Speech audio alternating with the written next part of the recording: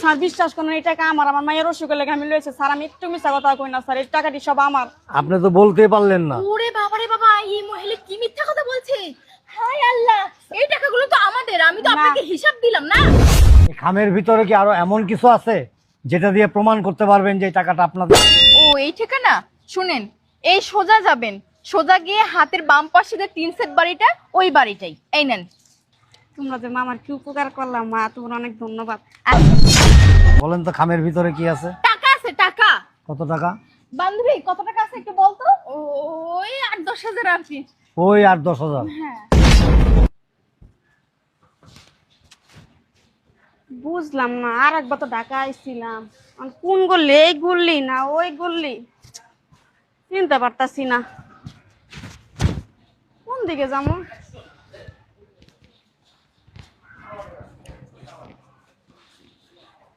ও ভাই, ভাই।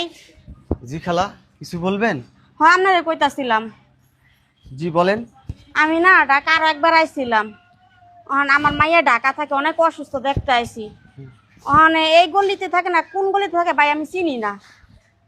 ও, আপনার মেয়ের ঠিকানা আছে? হ ভাই। দেন।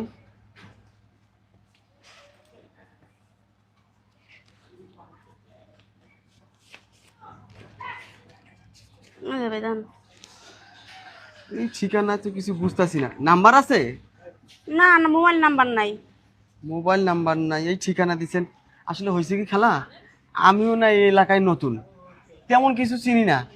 আপনারা কাজ করেন, ওই যে সামনে কিছু লোক দেখা যাইতেছে না, হ। হ্যাঁ করে জিগান, এরা কইতে পারবো।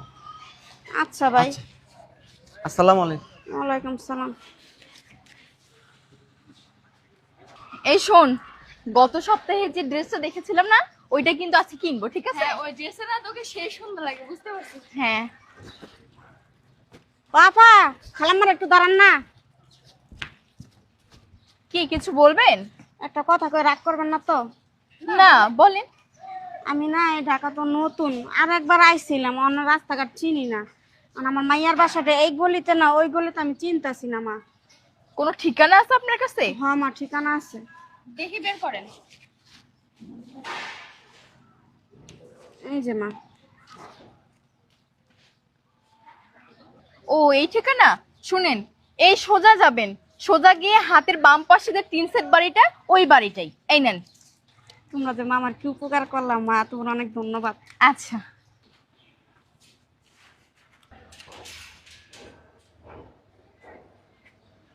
এ আপা শোনেন, এই যে আপনার খাম পড়ে গেছে,